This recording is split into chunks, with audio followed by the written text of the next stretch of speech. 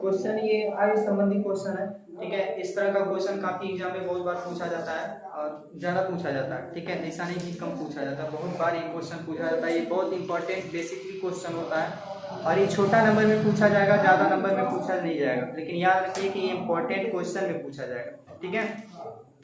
इसमें क्वेश्चन ये कह रहा है कि एक बाप बेटे की बात यहाँ पर की जा रही है कि पिता की जो वर्तमान आयु और पुत्र की वर्तमान आयु की 4 गुनी है, ठीक है। यानी जो पुत्र है, अगर पुत्र की सपोज करिए कि उसकी जो उम्र है 4 है, तो पिता की उम्र 4 गुनी यानी 4 चौका 16 हो गई, ठीक है।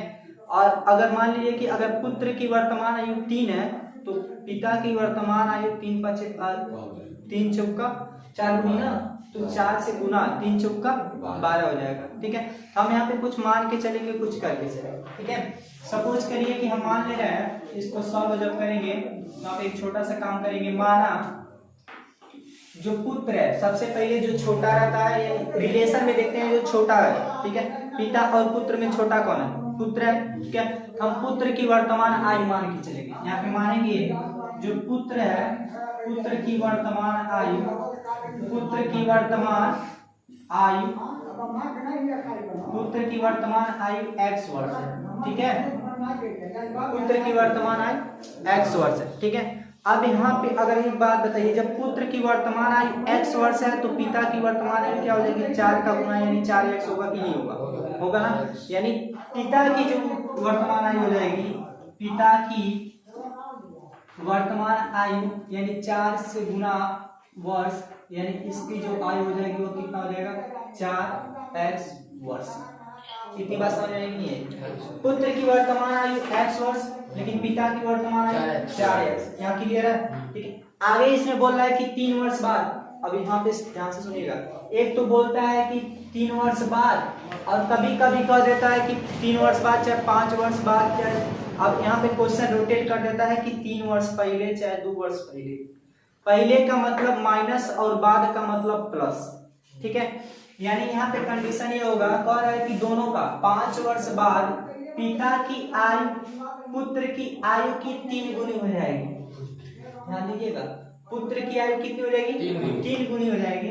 यानी बाद में कह रहा है, तो सबसे पहले हम ये बाद वाला काम करेंगे, लिखेंगे 5 वर्ष बाद। 5 वर्ष बाद की कहानी यहाँ पर दोहराएगा, तो उसको हम क्या करेंगे? 4x, इसमें हम +5 करके एक साइड में रखेंगे और x +5 करके एक साइड में रखेंगे, ठीक है। बाद में हम दोनों में 5 क्या करेंगे? जोड़ के रखेंगे। 5 वर्ष बाद की कहानी, ठीक है।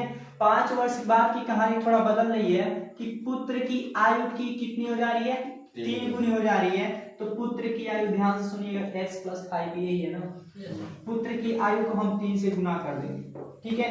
गुना करने का मतलब 3 से गुणा, ठीक है।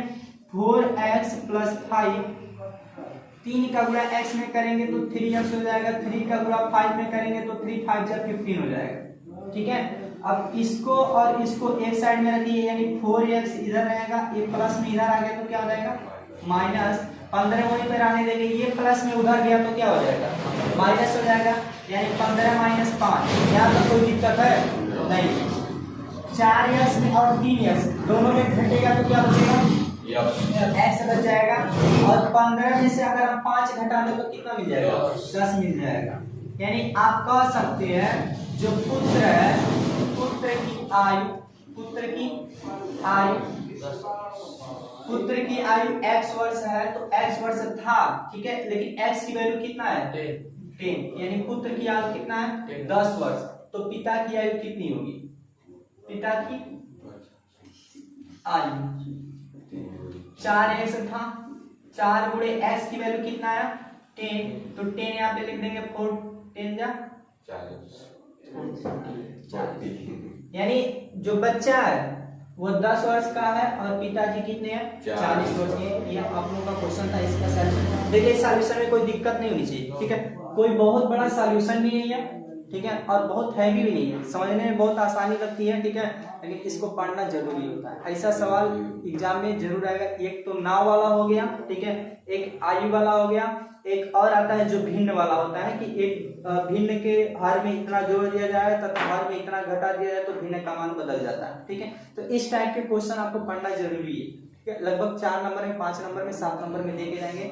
अगर आप मान लीजिए अटक लगाते लगाते अटक गए, आपने समीकरण यहाँ तक कहीं सही कर दिया, तब भी आपको नंबर मिलना है, ठीक है। फुल नहीं तो जरूर आधा मिलेगा, क्योंकि आधा आपने सवाल कर दिया है, ठीक है। अगर पूरा कर दिया तो भाई पूरा तो पूरा लेके रीपेयर करेंगे, ठीक है।